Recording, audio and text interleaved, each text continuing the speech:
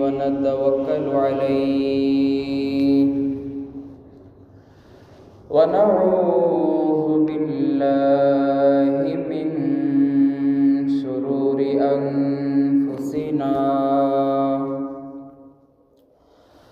ومن سيئات أعمالنا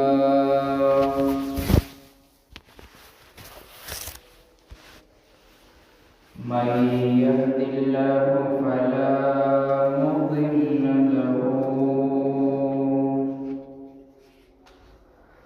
ومن يضلله فلا هادي له ونشهد أن لا إله إلا الله وحده لا شريك له وأشهد أن محمدا عبده ورسوله أرسله بالحق بشيرا ونذيرا وداعيا إلى الله بإذنه وسراجا منيرا أما بعد فقد قال الله تعالى في كلامه المجيد وفي فرقان الحميد বিদায়িত শয়তান থেকে প্রাণ চাই সকলে আমার সাথে বলুন আউযু বিল্লাহি মিনাশ শাইতানির রাজীম বিসমিল্লাহির রাহমানির রাহিম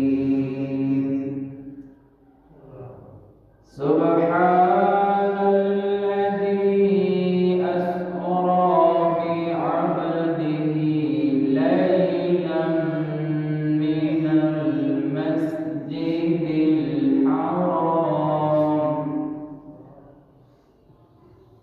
من المسجد الحرام إلى المسجد الأقصى الذي باركنا حوله لنريه من آياتنا إنه هو السميع البصير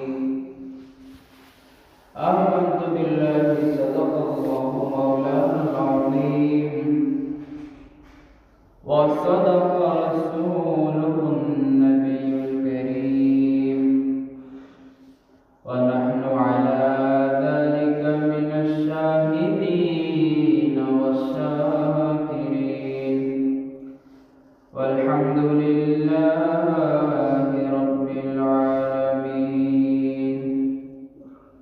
قال الله تعالى في حبيب شانه ومحبوبه ومعشوقه إن الله وملائكته يصلون على النبي يا أيها الذين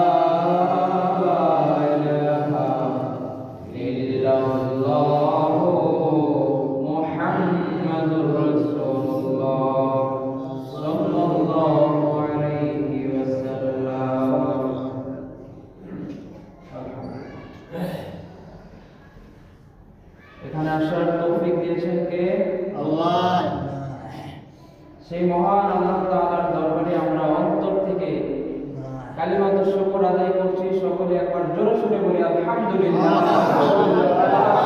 সবাই একবার জোরে সোরে বলি আল্লাহু আকবার। সবাই বলেন রব্বানা লাকাল হামদ। রব্বানা লাকাল হামদ হামদান হামদান কাসীরান কাসীরান তাইয়িবান তাইয়িবান মুবারাকান মুবারাকান ফীহি। প্রশংসা করলাম কার? আল্লাহ। সব সময় প্রশংসা করব কার? আল্লাহ।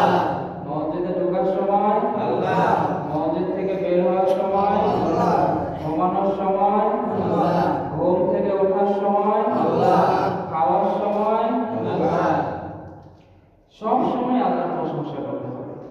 এজন্য বলতে হবে আলহামদুলিল্লাহি রাব্বিল আলামিন। প্রিয় ভাইরা আমার, আপনাদের সামনে আমি আলোচনায় ঢোকার আগে একটি হাদিস পড়েছি, সেই হাদিসটা বলে তারপর ইনশাআল্লাহ আলোচনা শুরু করব। আল্লাহ রাসূল সাল্লাল্লাহু আলাইহি ওয়াসাল্লাম বলেন, লা ইয়াদখুলুনাল জান্নাতা আবাদান। তিন প্রকার মানুষ যারা কখনোই জান্নাতে যাবে না। লা ইয়াদখুলুনাল জান্নাতা আবাদান, আল্লাহ তাদের দিকে ফিরেও তাকাবেন না, তারা জাহান্নামেই যাবে, জাহান্নামে হবে তাদের ঠিকানা। তিন প্রকার মানুষ। কয় প্রকার? তিন প্রকার। এক নম্বর হচ্ছে দায়ুস। এক নম্বর কে? দায়ুস। দায়ুস কে? আপনার স্ত্রী, আপনার মেয়ে আপনি রাস্তায় ছেড়ে দিলেন বেপরদা অবস্থায়, পর্দার কোনো কথাই বললেন না, রাস্তায় অবাধ ঘোরাফেরা করতেছে, বাজার করতেছে, এই যে আপনি তাদেরকে পর্দার কথা বললেন না, আপনি হয়ে গেলেন দায়ুস। কি হয়ে গেলেন? দায়ুস। আর নবীজি বলেন, লা ইয়াদখুলুনাল জান্নাতা আবাদান, এই দায়ুস যারা, তারা কখনোই জান্নাতে যেতে পারবে না। দ্বিতীয় নম্বর ওয়াররাজিলাতু মিনান নিসা, অর্থাৎ পুরুষের বেশধারী মহিলা। অনেক মহিলারা আছে যারা পুরুষের বেশ ধরে, অনেক পুরুষ আছে যারা মহিলাদের বেশ ধরে, আছে না? আল্লাহ হাবিব বলেন, এই কাজগুলো যারা করবে তারা কখনোই জান্নাতে প্রবেশ করতে পারবে না। প্রিয় ভাই আমার, মুদমিনুল খামার, আল্লাহ রাসূল সাল্লাল্লাহু আলাইহি ওয়াসাল্লাম বলেন, তিন নম্বর হচ্ছে ওই ব্যক্তি যে ব্যক্তি নেশা করে, নিয়মিত নেশা করে, সিগারেট খায়, বিড়ি খায়, গাঁজা, তারপরে মদ, এই সমস্ত নেশা জাতীয় দ্রব্য যারা নিয়মিত পান করে, আল্লাহর হাবিব বলেন তারা কখনোই জান্নাতে প্রবেশ করতে পারবে না। প্রিয় ভাই আমার, এটা হচ্ছে নবী সাল্লাল্লাহু আলাইহি ওয়াসাল্লামের একটি হাদিস। আমি যে আলোচনা, যেহেতু মেরাজের মাস, মেরাজের আলোচনা করছিলাম গত জুমায়, যেখানে শেষ করেছি সেখান থেকে আবার শুরু করব ইনশাআল্লাহ। আল্লাহর হাবিব সাল্লাল্লাহু আলাইহি ওয়াসাল্লাম মিনাল মাসজিদিল হারামি ইলাল মাসজিদিল আকসা, মসজিদে হারাম থেকে চলে গেলেন মসজিদুল আকসা। সেখানে গিয়ে তিনি দুই রাকাত নামাজ পড়িয়ে সকল ফেরেশতা এবং সম্মানিত বিশিষ্ট নবীদের ইমামতি করে তিনি হয়ে গেলেন ইমামুল মুরসালিন। বলেন না সুবহানাল্লাহ। এবার সেখান থেকে ইমামতি শেষ, এবার রওনা হয়ে গেলেন আল্লাহ তাআলার সান্নিধ্যে। আল্লাহর হাবিব সাল্লাল্লাহু আলাইহি ওয়াসাল্লাম বরাকের পিঠে চড়ে চলে গেলেন আল্লাহর সান্নিধ্যে, রওনা হয়ে গেলেন। প্রত্যেকটা আসমানের মধ্যে আল্লাহ রাব্বুল আলামিন বিশিষ্ট কিছু নবীদেরকে রাখলেন, যেন আমাদের নবীজি মুহাম্মদ সাল্লাল্লাহু আলাইহি ওয়াসাল্লামকে স্বাগত জানানো হয়, অভ্যর্থনা জানানো হয়। বলেন না সুবহানাল্লাহ। কি সম্মান, কি আতিথেয়তা! হ্যাঁ, প্রত্যেকটা আসমানে কিছু বিশিষ্ট নবীদেরকে আল্লাহ রাখলেন, যেন নবী যখন আসবে প্রথম আসমানে তখন যেন ওনারা স্বাগত জানায়। নবীজি বলেন, আমি গেলাম প্রথম আসমানে। প্রথম আসমানে যাওয়ার পর ওখানে গিয়ে পেলাম হযরত আদম আলাইহিস সালামকে। ওনার সাথে অনেক কথা হয়েছে। আমি একবার খেয়াল করে দেখি হযরত আদম যখন ডান দিকে তাকায় তখন একটু হাসে, আবার যখন বাম দিকে তাকাই তখন ওনার চেহারাটা মলিন হয়ে যায়, চোখ দিয়ে পানি পড়ে। জিজ্ঞাসা করলাম, বাবা আদম, আপনার এই অবস্থা কেন? কেন আপনি বাম দিকে চেহারা ফেরালে চোখ দিয়ে পানি পড়ে, ডান দিকে চেহারা রাখলে কি কারণে আপনি হাসেন? আদম আলাইহিস সালাম বলেন, আমি যখন ডান দিকে তাকাই আল্লাহ রাব্বুল আলামিন আমার ডান দিকের জান্নাতি উম্মতদেরকে দেখায় দেয়। বলেন না সুবহানাল্লাহ। ডান দিকে জান্নাতি উম্মতগুলোকে দেখায় দেয়। আবার যখন আমি বাম দিকে তাকাই এই বাম দিকের জাহান্নামের মানুষগুলোকে আল্লাহ তাআলা দেখায় দেয়। এইজন্য আমার মনে কষ্ট, ও আমার সন্তান মুহাম্মদ, দুনিয়ার মানুষকে বলবা তারা যেন সবাই ডান দিক পন্থী হয়, তারা যেন ডান দিকওয়ালা হয়ে যায়। বলেন না সুবহানাল্লাহ। আদম আলাইহিস সালামের সাথে দেখা হওয়ার পরে নবীজি বলেন, আমি চলে গেলাম দ্বিতীয় আসমানে। দ্বিতীয় আসমানে যাওয়ার পরে সেখানে দেখা হয়ে গেল হযরত ঈসা আলাইহিস সালাম, ঈসা নবীর সাথে।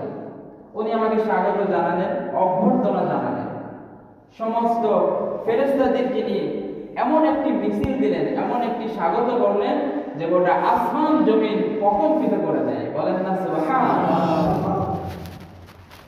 ঈসা আলাইহিস সালামের সাথে নবীজির কেন সাক্ষাৎ হলো এর একটি ব্যাখ্যা মুফাসসিরগণ বলেন যে ঈসা আলাইহিস সালাম কিয়ামতের আগে আবার দুনিয়াতে আসবেন, কিন্তু নবী হয়ে নয়, মুহাম্মদ সাল্লাল্লাহু আলাইহি ওয়াসাল্লামের উম্মত হয়ে দুনিয়াতে আবার আসবেন। বলেন না সুবহানাল্লাহ। আর সেই নবীর উম্মত আমরা প্রীতি। প্রিয় ভাই আমার, দ্বিতীয় আসমানে হযরত ঈসা আলাইহিস সালামের সাথে দেখা হওয়ার পরে চলে গেলেন তৃতীয় আসমানে। তৃতীয় আসমানে দেখা হয়ে গেলেন হযরত ইউসুফ আলাইহিস সালামের সাথে। নবীজি বলেন, আমি যখন আমার ভাই ইউসুফকে আমার সামনে দেখি আমার মনে হয় পূর্ণিমার চাঁদটা যেন আমার সামনে উপস্থিত। বলেন না সুবহানাল্লাহ। নবীজি মনে মনে আফসোস করতেছেন। আল্লাহ তাআলা বলেন, নবী হে, আপনি মনে মনে আফসোস করেন না, আপনার যে সমস্ত উম্মত তারা জান্নাতে যাবে, জান্নাতে যারাই যাবে ওই উম্মতগুলোর চেহারা আমি হযরত ইউসুফ আলাইহিস সালামের মতো পূর্ণিমার চাঁদের মতো বানায় দেব। বলেন না সুবহানাল্লাহ। কত বড় মর্যাদা। প্রিয় ভাই আমার, আল্লাহর হাবিব সাল্লাল্লাহু আলাইহি ওয়াসাল্লাম ইউসুফ আলাইহিস সালামের সাথে দেখা করেছেন, অনেক কথা হয়েছে। এবার চলে গেলেন চতুর্থ আসমানে।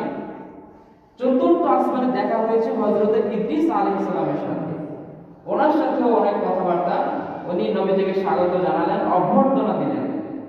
পঞ্চম আসমানে চলে গেলেন, সেখানে দেখা হয়েছে আরেকজন নবী, ওনার নাম হযরত হারুন আলাইহিস সালাম।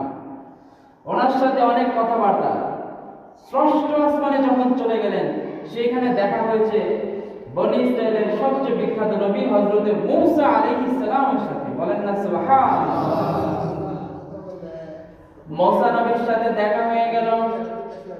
মূসা নবী সাক্ষাৎ করলেন, নবীজিকে স্বাগত জানালেন। আল্লাহর হাবিব সাল্লাল্লাহু আলাইহি ওয়াসাল্লাম খুব খুশি হলেন, নবীজিকে ভাই বলে তিনি সম্বোধন করলেন।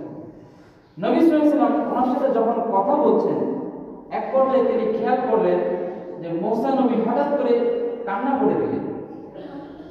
তিনি জিজ্ঞাসা করলেন যে, হে মূসা ভাই আমার, আপনি কাঁদলেন কেন? মূসা আলাইহিস সালাম বলেন, আমি আল্লাহ তাআলাকে বলেছিলাম, আল্লাহ আমার কি পরিমাণ উম্মত জান্নাত যাবে?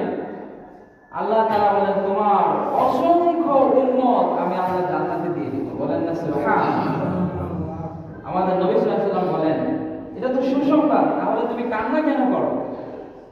তখন মূসা আলাইহিস সালাম বলেন, আমি আল্লাহ তাআলাকে বললাম, ও আল্লাহ, মনে হয় আমার উম্মতই মনে হয় বেশি জান্নাতে যাবে। তখন আল্লাহ তাআলা আমাকে একটা কথা বলেছিল যে, মূসা, তোমার উম্মত সবচেয়ে বেশি জান্নাতে যাবে না, বরং শেষ জামানায় আমি আমার বন্ধু প্রিয় হাবিব মুহাম্মদ সাল্লাল্লাহু আলাইহি ওয়াসাল্লামকে পাঠাবো। ওনার উম্মতের সংখ্যা এত বেশি হবে যে সেই উম্মতের কোনো কুল কিনারা খুঁজে পাওয়া যাবে না। বলেন না সুবহানাল্লাহ।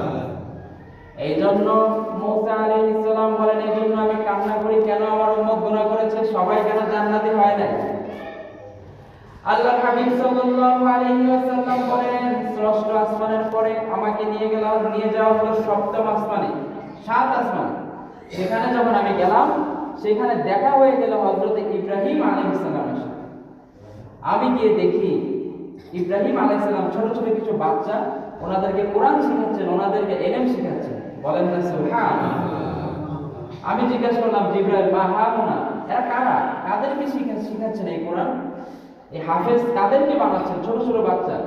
তখন জিবরাইল বলেন, ইয়া রাসূলুল্লাহ, ইয়া হাবিবাল্লাহ, এরা হচ্ছে ওই বাচ্চা, তাদের মা দুনিয়াতে পিতামাতা নিয়ত করেছিল যে আমার সন্তানটা যখন দুনিয়াতে আসবে আমি এই সন্তানটাকে হাফেজে কোরআন বানাবো, কিন্তু দুনিয়াতে আসার আগেই মারা গেছে, অথবা সে ছোটবেলায় মারা গেছে, মা বাবার ইচ্ছা পূরণ হয় নাই। এজন্য আল্লাহ রাব্বুল আলামিন এই বাচ্চাগুলোকে হযরত ইব্রাহিম আলাইহিস সালামের ক্লাসে ভর্তি করে দিয়েছেন। বলেন না সুবহানাল্লাহ। প্রিয় ভাই আমার, সাত আসমান ভ্রমণ করার পরে আল্লাহর হাবিব সাল্লাল্লাহু আলাইহি ওয়াসাল্লাম বলেন, আমি চলে গেলাম সিদরাতুল মুনতাহায়। কোথায়? সিদরাতুল মুনতাহায়। সেখানে দেখলাম একটি ঘর আছে, ঘরটির নাম বাইতুল মামুর। নাম কি? বাইতুল মামুর। তিনি বলেন, আমি সেখানে গেলাম, গিয়ে দেখি দুনিয়াতে আল্লাহর যেরকম একটি ঘর আছে বাইতুল্লাহ, কাবা ঘর, ওই সাত আসমানের উপরেও আল্লাহর আরেকটি ঘর আছে, সেই ঘরটির নাম হচ্ছে বাইতুল মামুর। বলেন না সুবহানাল্লাহ। আমি দেখি সেই ঘরগুলোতে লক্ষ লক্ষ ফেরেশতারা তওয়াফ করছে। আমি জিজ্ঞাসা করলাম, জিবরাইল এখানে কারা তওয়াফ করছে? জিবরাইল বলেন, ইয়া রাসূলুল্লাহ, এখানে আল্লাহর অগণিত রহমতের ফেরেশতারা এই ঘরটিকে তওয়াফ করছে। যেই ফেরেশতার দল একবার এই ঘরটি তওয়াফ করবে, কিয়ামতের আগ পর্যন্ত সে আর কোনোদিন এই ঘর তওয়াফ করতে পারবে না। বলেন না সুবহানাল্লাহ। এও ভাই আমার, এখান থেকে বোঝা যায় আল্লাহ রাব্বুল আলামিনের কত অসংখ্য অগণিত ফেরেশতা আছে, ঠিক না? কত ফেরেশতা আছে, এটা আমরা কোনোদিনও গণে শেষ করতে পারবো না, গণাই সম্ভব না। আল্লাহর হাবিব সাল্লাল্লাহু আলাইহি ওয়াসাল্লাম বলেন, তার পাশেই দেখলাম সিদরাতুল মুনতাহা একটি বড়ই গাছ। কি গাছ? বড়ই গাছ। সেই গাছটির এক একটি পাতা হাতির কানের মতো, আর এক একটি বড়ই বড় বড় মটকার মতো। দুনিয়ার পাল্লায় যদি ওজন করা হয় তাহলে এক একটা বড়ই ওজন হবে 12 মণ ওজন। বলেন না সুবহানাল্লাহ। নবীজি বলেন, আমি দেখলাম এত বড় বড় বড়ই, এক একটা বড়ই 12 মণ ওজনের, আর এক একটা বড় বড় পাতা হাতির কানের মতো হবে।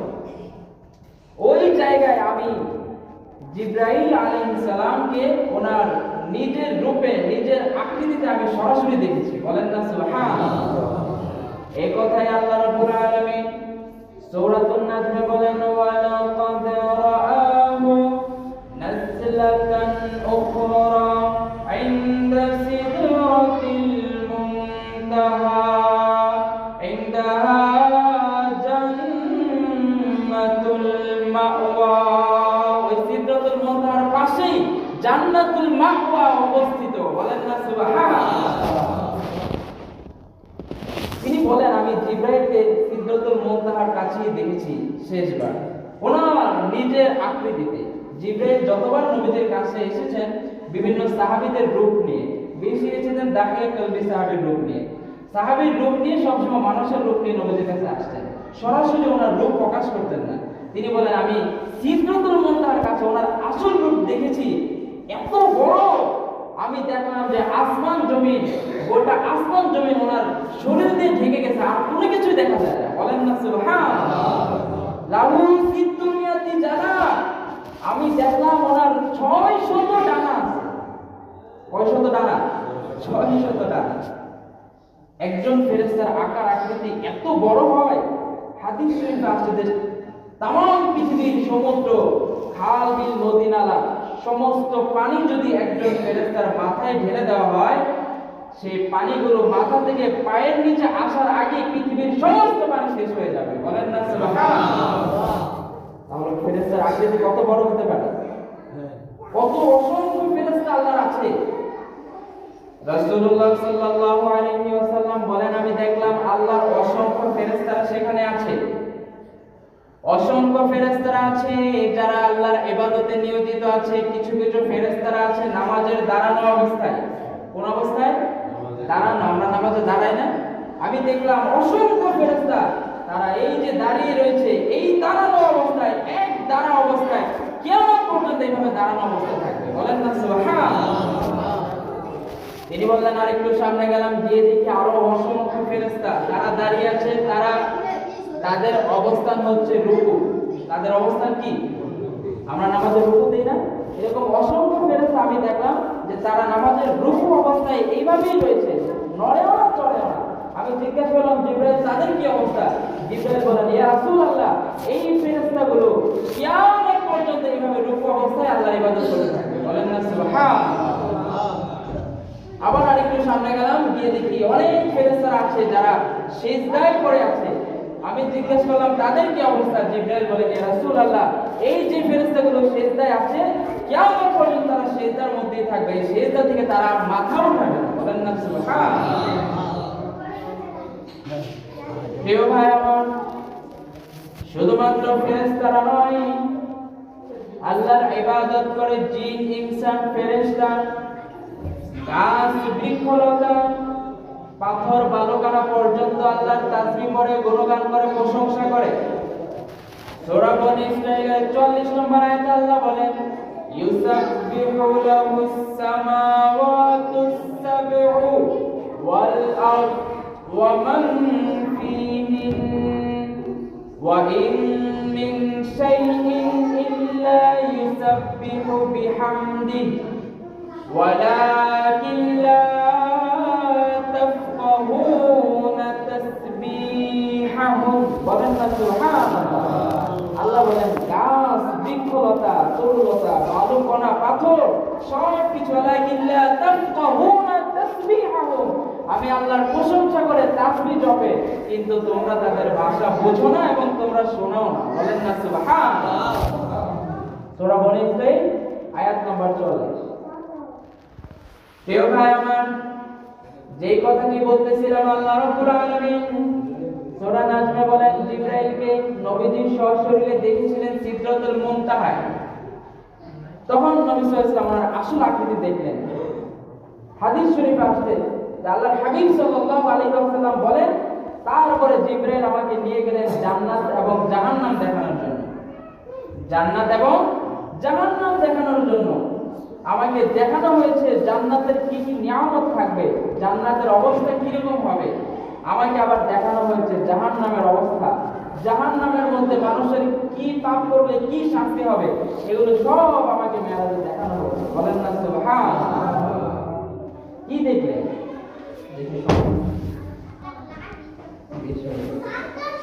কি দেখলেন নবীজি সাল্লাল্লাহু আলাইহি ওয়াসাল্লাম? তিনি বলেন আমাকে জাহান্নামে নিয়ে যাওয়া হলো। জাহান্নামের একটি সাইড থেকে, একটি কর্নার থেকে আমি দেখছি কিছু কিছু মানুষ যাদের হাতের নখগুলো ছিল অনেক বড় বড়, এই নখগুলো পিতলের, লোহার, এই নখগুলো দিয়ে তারা তাদের চেহারার, শরীরের মাংস এভাবে ছিঁড়ছে, টেনে তাদের চামড়া তুলে ফেলতেছে, মাংস ছিঁড়তেছে। প্রচন্ড রকমের যন্ত্রণায় তারা চিৎকার করছে। আমি জিজ্ঞাসা করলাম জিবরাইল মা হাউনা, কি কারণে তাদের এই ভয়ঙ্কর শাস্তি, তারা কি এমন অন্যায় করেছিল? জিবরাইল বলেন ইয়া রাসূলুল্লাহ, ইয়া হাবিবাল্লাহ, এরা হচ্ছে ওই সমস্ত অপরাধী যারা দুনিয়াতে মানুষের গীবত করত, মানুষের সমালোচনা করত। বলেন না নাউযুবিল্লাহ। প্রিয় ভাই আমার, মানুষের গীবত করা, সমালোচনা কত বড় অন্যায় আর কত বড় জঘন্য কাজ। নবীজি মিরাজে সচক্ষে দেখেছেন যে আমি দেখছি বড় বড় নখ দিয়ে তাদের চেহারার, শরীরের মাংসগুলো তারা ছিঁড়ে ছিঁড়ে খাচ্ছে। আল্লাহ রাব্বুল আলামিন সূরা হুজরাতের 12 নম্বর আয়াতে বলেন ইয়া আইয়ুহাল্লাযীনা আমানু তানিবু কাসীরাম মিনাজ যন ইন্না বা'দাজ যন্নি ইসমুন ওয়া লা তাজাসসু ওয়া লা ইয়াগতাব বা'দুকুম বা'দা আইয়ুহিব্বু আহাদুকুম আইয়াকুলা লাহমা আখি মাইতান ফাকারিহতুমু। কি বলেন আল্লাহ? সূরা হুজরাতের 12 নম্বর আয়াতটা দেখবেন। আল্লাহ রাব্বুল আলামিন বলেন ইয়া আইয়ুহাল্লাযীনা আমানু তানিবু, হে ঈমানদারগণ, ইজতানিবু কাসীরাম মিনাজ যন, তোমরা একজন আরেকজনের ব্যাপারে কোনো ধারণা করো না, খারাপ ধারণা করো না। একজন আরেকজনের প্রতি তোমরা অনুমান করে তার প্রতি তোমরা খারাপ ধারণা পোষণ করো না। আমানু ইজতানিবু কাসীরাম মিনাজ যন, নিশ্চয়ই তোমাদের ধারণা এগুলো বড় গুনাহ। এগুলো কি? বড় ধরনের গুনাহ। মানুষের ব্যাপারে খারাপ ধারণা কখনো করবেন না। এখানে দুইটা কথা আল্লাহ বলেন, আমানুস্তানিবু কাসীরাম মিনাজ-জন, মানুষের ব্যাপারে তোমরা খারাপ ধারণা করো না, অনুমান করো না। ইন্না বা'দাজ-জন্নি ইসমুন ওয়ালা তাজাসসু ওয়ালা ইয়াগতাব বা'দুকুম বা'দা, এবং একে অপরের গীবত সমালোচনা করো না। আইয়ুহিব্বু আহাদুকুম আইয়াকুলা লাহমা আখি মাইতান ফাকারিতুম, তোমরা কি তোমরা আপন ভাইয়ের, মৃত ভাইয়ের গোশত খেতে পছন্দ করবে? আপনারা কি পছন্দ করবেন? না। আল্লাহ নিজেই বলেন আইয়ুহিব্বু আহাদুকুম আইয়াকুলা লাহমা আখি মাইতান ফাকারিতুম, তোমরা কি তোমার আপন নিজের ভাইয়ের তার মৃত তার গোশত খেতে পছন্দ করবে? অবশ্যই তোমরা করবে না। সুতরাং তোমরা আল্লাহকে ভয় করো, আল্লাহকে ভয় করো, একে অপরের গীবত সমালোচনা করো না। আরেক হাদিসে এসেছে যে যারা মানুষের গীবত করে, পিছনে মানুষের সমালোচনা করে, কিয়ামতের দিন তারা উঠবে, উঠে দেখবে তাদের আমলনামায় দান সদকা কিছুই নেই। তারা দুনিয়াতে দান করেছিল, দুনিয়াতে সদকা দিয়েছিল, দুনিয়াতে রোজা রেখেছিল, যাকাত দিয়েছিল, দুনিয়াতে সালাত আদায় করেছিল, কিন্তু তাদের সালাত কোথায় গেল? তাদের নামাজ কোথায়? কোথায় তাদের দান সদকা? আল্লাহ বলেন কোনো কিছুই আজকে নাই। তুমি যার সমালোচনা করেছিলে, গীবত করেছিলে, এই আমলনামাগুলো আমি তার আমলনামায় দিয়ে দিয়েছি। আপনার কি করতে? আপনি যার একজনের সমালোচনা করলেন, আপনার কি হবে? আপনার আমলনামা তো নিয়ে চলে গেছে আরেকজন যার সমালোচনা করছে। আপনি যার গীবত করছেন, আপনার আমলনামা সে নিয়ে গেছে। এবং হাদিসের পরের অংশে এসেছে যে আপনার আমলনামা যখন সবগুলো আপনি যাদের যাদের সমালোচনা করছেন তাদেরকে যখন বন্টন করে দিয়ে দেওয়া হবে, এবার আপনার আমলনামায় আর কোনো নেকি নাই, তখন ওই যাদের সমালোচনা করেছিলেন তাদের যে গুনাহগুলো আছে সেই গুনার বোঝাগুলো আপনার কাঁধে চাপিয়ে দেওয়া। বলেন না নাউযুবিল্লাহ। এর চাইতে কঠিন কথা কি আর আছে? কি জঘন্যতর অপরাধ এই গীবত, মানুষের সমালোচনা। আল্লাহ হাবিব সাল্লাল্লাহু আলাইহি ওয়াসাল্লাম বলেন, আল মুসলিমু মান সালিমাল মুসলিমুনা মিন লিসানিহি ওয়া ইয়াদিহি, প্রকৃত মুসলমান, সত্যিকারের মুসলমান তো সেই যার হাত থেকে, জিহ্বার খারাপ আচরণ থেকে, গালিগালাজ থেকে অপর মানুষ নিরাপদ